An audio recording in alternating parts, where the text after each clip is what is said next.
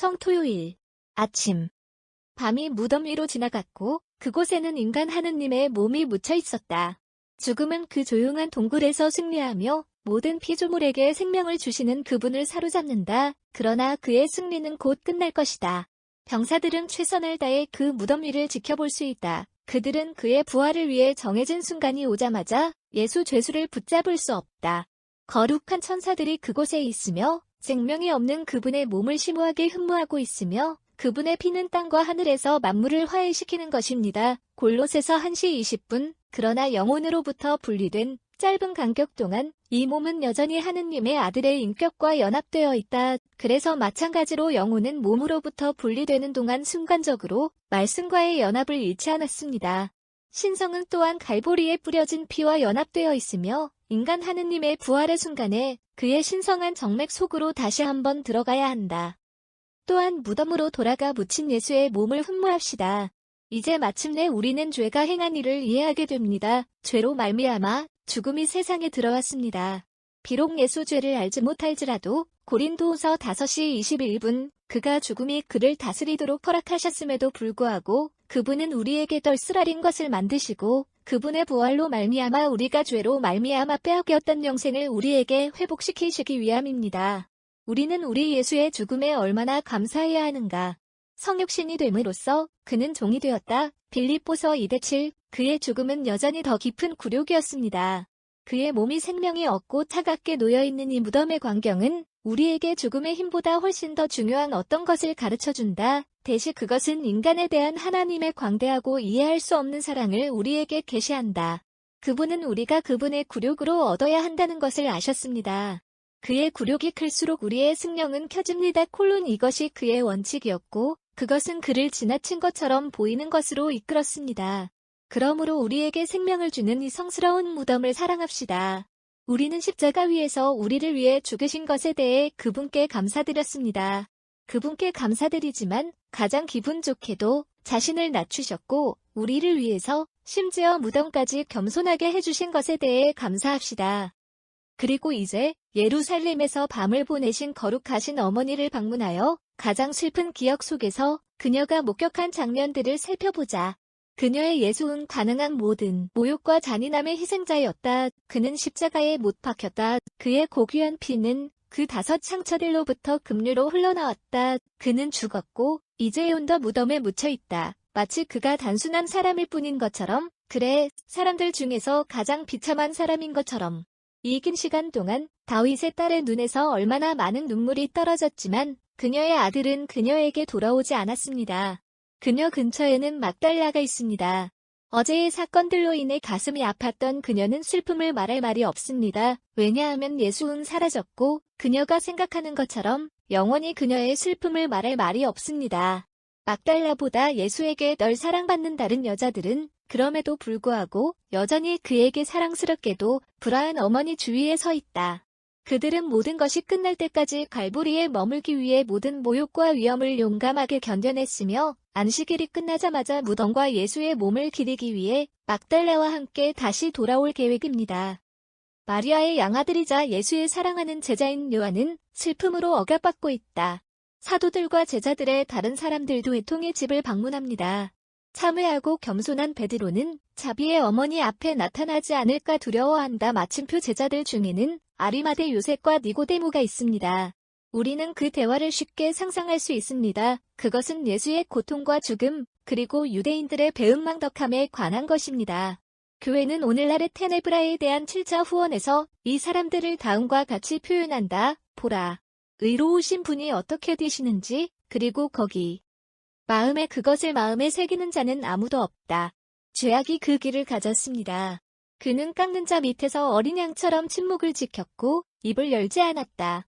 그는 고난과 심판에서 멀어졌으나 그의 기억은 평화로울 것이다. 그러므로 남자들에게 말하라. 여자들은 내일의 무덤 방문을 생각하고 있습니다. 예수의 성도, 그의 선하심, 그의 능력, 그의 고통, 죽음, 그의 부활을 제외한 모든 것이 기억되며 그들은 종종 그가 확실하고 신속하게 일어나야 한다고 말하는 것을 들었습니다. 마리아만이 그의 승리를 기대하며 산다.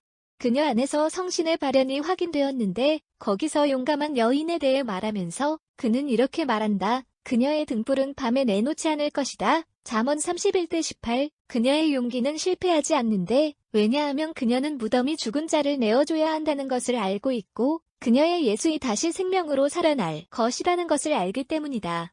성 바오로는 우리가 구주의 부활의 신비에 대한 믿음을 갖지 않는 한 우리의 종교는 헛된 것이라고 말한다. 대시 우리 주님의 죽음 다음 날에 이 신앙은 어디에 있었는가? 오직 한 마음으로만, 그것은 마리아의 마음이었습니다. 하늘과 땅이 담을 수 없는 그분의 내면을 붙들고 있던 것이 그녀의 순결한 자궁이었기 때문에 오늘 그녀의 굳건하고 확고한 신앙으로 그녀는 자신의 독신 자신 안에서 온 교회를 다시 시작하게 됩니다. 모든 슬픔에도 불구하고 예수의 어머니께 그토록 영광의 날인 이 토요일은 얼마나 성스러운 날인가 느낀 표 때문에 교회는 매주 토요일에 마리아에게 봉헌했다. 그러나 지금은 하나님의 집으로 수리해야 할 때입니다. 종소리는 여전히 침묵하고 있습니다. 우리의 신앙은 우리에게 말해야 하며 전례가 축하하려고 하는 웅장한 신비를 돕기를 열망하게 해야 합니다. 분명히 그리스도인의 정서는 이와 같은 아침에 기꺼이 교회에 결석할 수 있는 사람들 안에서 죽어야 합니다. 아니, 지금까지 우리 종교의 신비를 축하하는 것을 따랐던 우리가 지금 깃발을 꽂을 수 있고 오늘 아침에 장엄한 봉사의 은총을 잃을 수 없다. 그것은 교회의 관행이었고 가장 초기부터 전해 내려온 것이었고 미사의 희생제사가 어제나 오늘도 봉헌되어서는 안 된다는 것이었다. 어제 예수의 죽음의 기념일은 갈보리의 신비를 기억하는 데만 전념했으며 거룩한 두려움으로 인해 교회는 제단에 대한 희생제사를 갱신하지 못했습니다. 같은 이유로 그녀는 오늘도 축하 행사를 기권했습니다. 그리스도의 매장은 그의 순환의 속편이다. 그리고 그의 몸이 무덤의 생명이 없는 이 시간 동안 그가 프리온과 부활한 예수로 봉헌되는 희생제사가 중단되어야 한다는 것은 적절했다. 사순절 토요일에 금식하지 않는 그리스 교회조차도 이 토요일에 라틴 교회의 관습을 따른다. 그녀는 금식할 뿐만 아니라 심지어 성화한 미사의 거행을 생략한다. 우리가 되풀이하건대 거의 1000년 동안 라틴 교회의 규율이었다. 그러나 11세기경의 거룩한 토요일에 미사를 거행하는 것과 관련하여 중요한 변화가 도입되기 시작했다. 지금까지 부활절 일요일 전날 밤에 거행되었던 미사, 그 후 토요일에 기대되기 시작하였다. 그러나 그것은 항상 우리 주님의 부활 시간에 미사로 간주되었으며 거룩한 토요일 미사가 아닙니다. 금식과 관련하여 도입된 휴식은 전례에서 이러한 변화의 계기였습니다. 첫 번째 시대에 충실한 사람들은 교회에서 밤새도록 지켜보면서 우리 주님께서 무덤에서 승리하신 때를 기다렸다. 그들은 또한 카테추멘들에게 세례를 엄숙하게 집행하는 것을 도왔는데 그것은 영적 죽음에서 은혜의 삶으로 넘어가는 것을 너무나 숭고하게 표현했다. 1년 내내 다른 철야는 없었는데 그것은 이렇게 엄숙하게 관찰되었다. 그러나 성인들에게 세례를 줄 필요성이 기독교에 의해 제거되었을 때 그것은 그것이 전파되었던 어느 곳에서나 승리한 기독교에 의해 제거되었을 때 그것의 관심의 상당 부분을 잃어버렸다. 동양인들은 오늘날까지 고대의 전통을 유지해왔지만 11세기부터 시작된 서양에서는 부활 시간의 미사가 거룩한 토요일 아침까지 이루어질 때까지 점차적으로 예상되어 왔다. 13세기가 끝날 무렵에 신성한 직분들에 대한 이성을 저술한 멘다의 두란두스는 그의 시대에는 원시적 관습을 관찰한 교회들이 거의 없었다고 말한다. 심지어 이들조차도 곧 라틴 교회의 일반적인 관습에 순응하였다. 이러한 변화의 결과로 거룩한 토요일의 신비와 그 위에 거행되는 신성한 봉사 사이에는 명백한 모순이 있다. 그리스도는 여전히 무덤 안에 계시지만 우리는 그분의 부활을 축하하고 있습니다. 미사 앞의 시간들은 슬퍼하고 있습니다. 대시 그리고 정오가 되기 전에 파스카의 기쁨이 우리의 마음을 가득 채울 것입니다. 우리는 거룩한 전례의 현재 질서에 순응할 것이며 따라서 그녀의 자녀들에게 부활절의 기쁨을 미리 맛볼 수 있다고 생각한 교회의 정신에 들어갈 것입니다. 우리는 우리가 도울 엄숙한 서비스에 대한 일반적인 견해를 제시할 것입니다. 그 후 우리는 각 부분을 설명할 것입니다. 오늘의 예배 전체의 위대한 목적과 모든 예식이 수렴하는 중심은 카테추멘의 세례입니다. 신자들은 이것을 끊임없이 그들 앞에 지켜야 하며 그렇지 않으면 오늘날의 전례에 의해 어떻게 이해하거나 이익을 얻을 수 있는지 상실하게 될 것이다. 우선 새로운 불의 축복과 향이 있습니다. 그 다음에는 파스카 촛불의 축복이 뒤따른다. 그 직후에 12사도 예언이 읽혀지는데 이 예언에는 오늘 봉사의 신비들을 언급하고 있다. 예언이 끝나자마자 세례당의 행렬이 형성되고 물은 축복받습니다. 이렇게 준비된 세례의 문제는 카테추멘인들이 중생의 성사를 받는다. 그런 다음 감독에 의해 확인이 그들에게 관리됩니다. 이후에 즉시 개럭 거룩한 희생 제사는 우리 주님의 부활을 기리기 위해 거행되며 신생물들은 신성한 신비들을 취한다. 마지막으로 즐거운 베스퍼 사무실이 들어와 라틴어 전례의 가장 길고 가장 힘든 봉사를 종료합니다. 독자들이 그 정신에 완전히 들어갈 수 있도록 돕기 위해 우리는 천년 전으로 돌아가서 이탈리아의 고대 대성당 중 하나 또는 우리 자신의 소중한 땅에서의 엄숙한 부활절 전야를 축하한다고 상상해 보십시오. 로마에서 역은 모든 교회의 어머니이자 여주인인 성요한 라테란, 세인트 잔 라터란에 있습니다. 중생의 성사는 콘스탄티누스 세례당에서 집행된다. 이 숭고한 성역의 광경은 우리를 4세기로 되돌려 놓습니다. 그곳에서 매년 거룩한 세례가 어떤 성인에게 수여되며 수많은 안수가 오늘의 신성한 화려함에 그 자체를 더하며 우리가 방금 말했듯이 전례는 1년 내내 가장 부유합니다. 파스카 촛불. 해가 지고 있고 우리 땅은 곧 어둠 속에 갇히게 될 것이다. 교회는 횃불을 제공했는데 그것은 이긴 철야 동안 그 빛을 우리에게 퍼뜨리는 것입니다. 특이한 크기입니다. 그것은 홀로 서 있으며 기둥과 같은 형태입니다. 그것은 그리스도의 상징입니다. 빛을 받기 전에 그 성경적 유형은 이스라엘 백성들이 애굽에서 나갔을 때 감추었던 구름기둥입니다. 이 형태 아래서 그것은 무덤에 생명이 없는 채로 누워있을 때 우리 주님의 모습입니다. 불이 켜질 때 우리는 그 안에서 하나님의 백성을 인도한 불기둥과 그분의 무덤에서 솟아오른 우리 예수의 영광을 보아야 합니다. 우리의 거룩하신 어머니 교회는 우리가 영광스러운 상징을 열정적으로 사랑하게 하시고 그분의 영감 어린 웅변의 모든 장엄함 속에서 우리에게 그 상징을 찬양하게 하실 것입니다. 5세기 초부터 일찍 교황성 조지무스는 파스칼 촛불을 축복하는 특권인 로마시의 모든 교회들에게 확장되었지만 세례는 성요한 라테란의 세례당에서만 시행되었다. 이 교부금의 목적은 모든 신자들이 그렇게 엄숙한 예식을 만들어내고자 하는 거룩한 인상들을 나눌 수 있도록 하는 것이었다. 훗날 모든 교회가 세례 서체가 없었음에도 불구하고 파스칼 촛불의 축복을 받도록 허락받은 것도 같은 의도였다. 집사는 백성들에게 부활절 엄숙함을 선포하면서 이 신성한 대상에 대한 찬양을 외치면서 그의 상징인 그분의 영광을 축하하면서 부활의 전령이 된다. 제단, 성소, 주교는 모두 렌텐 의식에 침울한 색에 있습니다. 집사만이 흰색으로 귀속된다. 다른 때에 그는 서문의 엄숙한 어조로 지금 할 것처럼 자신의 목소리를 높이려고 가정하지 않을 것이다. 그러나 이것은 부활의 전야이며 집사는 전례의 해석자들이 우리에게 말하듯이 막달라와 거룩한 여자들을 대표하며 우리 주께서 그의 부활을 가장 먼저 알게 된 영광을 부여하셨고 그리고 바로 사도들에게 설교하는 사명을 주신 분은 그가 죽은 자 가운데서 살아나셨으며 갈릴리에서 그들을 만나게 하실 것임이니라. 저녁. 우리가 세례의 장엄한 예식에 대해 설명해온 묘사는 십자가에 못 박힌 예수의 몸을 재배치하는 무덤을 있게 만들었습니다. 생각 가운데 다시 돌아가자 그분의 부활의 때가 아직 오지 않았기 때문이다. 우리 구속주의 영혼이 그분의 몸에서 분리되신 사흘의 신비에 대해 묵상하는데 잠시 시간을 할애합시다. 우리는 오늘 아침 무덤을 방문하러 갔는데 그곳에는 묻힌 예수이 놓여 있습니다. 우리는 막달라와 그녀의 동료들이 이튿날 일찍부터 기름 부음으로써 영광스럽게 준비하고 있는 신성한 몸을 숭배했습니다. 이제 우리는 우리의 신성한 주의 영혼에 대한 우리의 심오한 찬사에 대한 찬사를 바치자. 그것은 그의 몸이 있는 무덤에 있지 않다. 대시 분리의 시간 동안 그것이 사는 곳으로 그것을 따라가자. 지구의 중심에는 4개의 거대한 지역이 있는데 그 지역에는 아무도 살 수 없으며 그 지역에는 아무도 들어갈 수 없다. 오직 신성한 계시에 의해서만 우리는 그들의 존재를 알 수 있다. 우리에게서 가장 먼 곳은 저주받은 자들의 지옥이며 사탄과 그의 천사들과 책망받는 자들이 영원한 고통을 겪고 있는 무서운 거처입니다. 어둠의 왕자가 하나님과 그의 피조물들에 대항하여 자신의 음모를 항상 형성하고 있는 것은 바로 이곳이다. 우리에게 더 가까이 가면 림보가 있는데 그곳에는 거듭나기 전에 이 세상을 떠난 아이들의 영혼들이 억류되어 있다.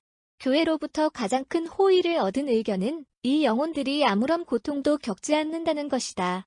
비록 그들이 결코 아름다운 비전을 누릴 수는 없지만 그들은 자연스러운 행복을 누리고 있으며 그들의 욕망에 비례하는 행복을 누리고 있습니다.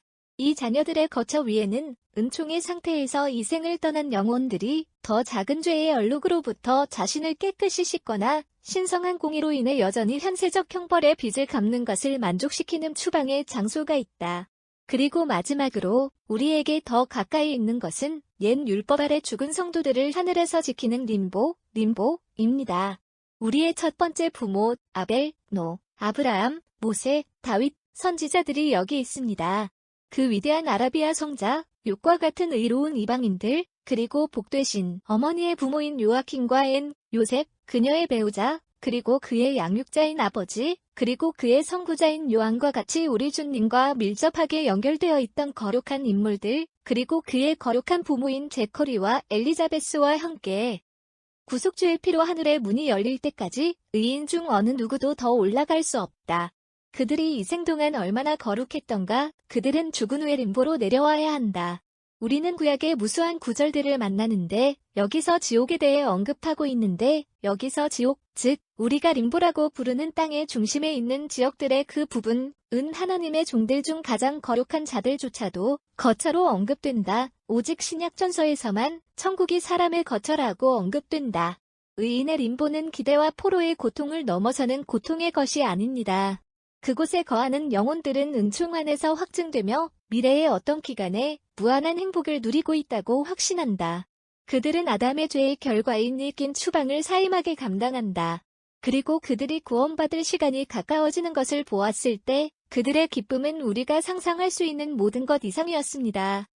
하느님의 아들은 우리의 인간 본성이 고통받거나 겪어야 하는 모든 것, 죄를 제외하고 자신을 복종시키셨다. 그가 승리할 것은 그의 부활에 의해서이며 오직 그의 승천에 의해서만 그가 하늘의 문을 열어야 한다. 그러므로 그의 영혼이 죽음에 의해 그의 몸으로부터 분리되었으므로 땅 깊은 곳으로 내려와 그곳에서 거룩한 유배자들과 동반자가 되어야 했다. 그는 자신에 대해 말했다. 사람의 아들은 사흘 밤낮으로 땅의 중심부에 계실 것이다. 마 12시 40분, 있을 수 없이 많은 성도들의 기쁨은 무엇이었겠는가. 그리고 우리 임마누엘이 그들의 거처로 들어가는 것이 얼마나 장엄하지 않았을까. 우리 예수의 십자가 위에서 그분의 마지막 숨을 쉬자마자 성도들의 림보가 하늘의 찬란함으로 비추어졌습니다. 말씀의 신성에 연합된 구속주의 영혼은 더 내려와 추방의 장소에서 바로 그 낙원으로 변화시켰다. 그는 선한 도둑에게 한 약속을 이렇게 성취하였다. 오늘 너는 나와 함께 낙원에 있으리라. 이 성도들이 그토록 오랫동안 기대했던 행복한 시간이 다가옵니다. 그들의 기쁨과 감탄과 사랑을 그들이 그들 가운데 오시는 예수의 영혼을 보면서 그들의 유배를 나누고 닫으라고 어떤 혀가 말할 수 있겠는가. 그는 그의 택함 받은 자의 무수한 숫자, 그의 은총이 4000년의 이 열매를 그의 피로 40년 동안 맺은 이 부분, 그리고 그의 피의 공덕이 갈보리에서 흘려지기 전에도 그의 영원하신 아버지의 자비에 의해 적용되었던 이 부분을 만족스럽게 바라본다. 이 세상을 떠날 때 하늘에서 우리를 위한 자리를 마련하러 가신 그분께로 올라가기를 바라는 우리들, 요 14대 2은 우리의 거룩한 조상들을 기쁘게 축하합시다. 또한 이사흘을 땅의 중심부에서 보내려고 하는 우리 임마누엘의 격려를 흠모하여 그가 우리 본성의 모든 조건들을 거룩하게 하시고 우리 존재의 일시적인 상태에 불과했던 것까지도 스스로 짊어지게 하시기를 경배합시다. 그러나 하나님의 아들은 그의 주권적 권능의 표현이 되기 위해 우리 땅 아래 지역들을 방문하셨을 것입니다. 그의 영혼은 사탄의 지옥으로 내려가지 않지만 그는 그의 능력을 거기에서 느끼게 한다. 이 세상의 왕자는 이제 무릎을 구부리고 자신을 낮추어야 합니다. 빌립보 2시 10분 유대인들에게 십자가에 못 박으라고 선동한 이 예수에서 그는 이제 하나님의 아들을 인정한다. 사람은 구원받았고 죽음은 정복됩니다. 죄는 사라졌습니다. 이제부터는 아브라함의 품이 아니라 하늘 그 자체로 완전하게 된 의인의 영혼이 올라가서 충실한 천사들과 함께 그리스도와 함께 그들의 신성한 머리이신 그리스도와 함께 통치할 것이다. 우상숭배의 통치는 끝날 것입니다. 콜론 사람들이 사탄에게 향을 바친 제단은 파괴되어야 합니다. 강한 자의 집은 그의 신성한 대적에 의해 들어가야 하며 그의 재물은 소총이 되어야 한다. 마 12시 29분 우리의 정죄의 손글씨가 뱀에게서 빼앗겼습니다. 골로새 2시 14분 그가 의로우신 분을 위해 그토록 기뻐하며 준비한 십자가는 그의 전복이었거나 성 안토니우스가 그렇게 강압적으로 표현한 것처럼 그가 취한 레비아단에게 던져진 미끼가 정복되었다. 우리 예수의 영혼은 추방의 거처에 거하는 의인에 의해서도 그 존재를 느끼게 합니다. 그것은 자비롭게 그들의 고통을 덜어주고 그들의 연옥을 단축시킨다. 그들 중 많은 사람들이 모두 구원받았고 림보에 있는 성도들과 함께 번호가 매겨져 있는데 그곳에서 그들은 구원자와 함께 하늘로 올라가기를 기뻐하며 이것과 승천 사이에 40일을 보낸다. 몇몇 학식 있는 신학자들이 가르친 것처럼 인간 하느님의 림보 방문은 거듭나지 않은 자녀들의 거처에 대한 축복과 위로의 원천이었으며 그 후에 그들이 약속을 받았다는 것, 그들이 그들의 몸과 재결합되어야 할 때가 올 것이라고 가정하는 것은 신앙의 원리에 위배되지 않는다. 그리고 심판의 날 이후 신성한 공의가 지금 그들을 포로로 잡고 있는 것보다 더 행복한 땅에 놓이십시오. 오 우리 구속주의 거룩한 영혼이여, 우리는 당신을 경배합니다. 이는 내가 이 시간들을 땅의 중심부에 있는 당신의 성도들, 우리 조상들과 함께 지나가도록 귀여워하였습니다. 우리는 당신의 선하심과 사랑을 당신의 택함받은 자들에게 보여주셨으며 당신께서 당신의 형제가 되게 하셨습니다. 우리가 당신께 감사를 드리노니 당신이 우리의 원수를 낮추셨으니 오 그를 정복할 은혜를 우리에게 주소서. 그러나 지금 친애하는 예수, 이제 내가 무덤에서 일어나 내 영혼을 내 몸과 다시 일치시킬 때이다. 하늘과 땅이 당신의 부활을 기다리고 있습니다. 당신의 배우자인 교회는 이미 그녀의 기쁜 기대에 알렐루야를 불렀습니다. 그러므로 오 예수, 우리의 생명이여, 당신의 무덤에서 일어나소서. 죽음을 이기고 우리 왕을 영원히 다스리십시오. 이 본문은 돈 프로스퍼 게랑거, 담 트라스퍼 게런제이, 1841-1875가 저술 한 전례 이해에서 가져온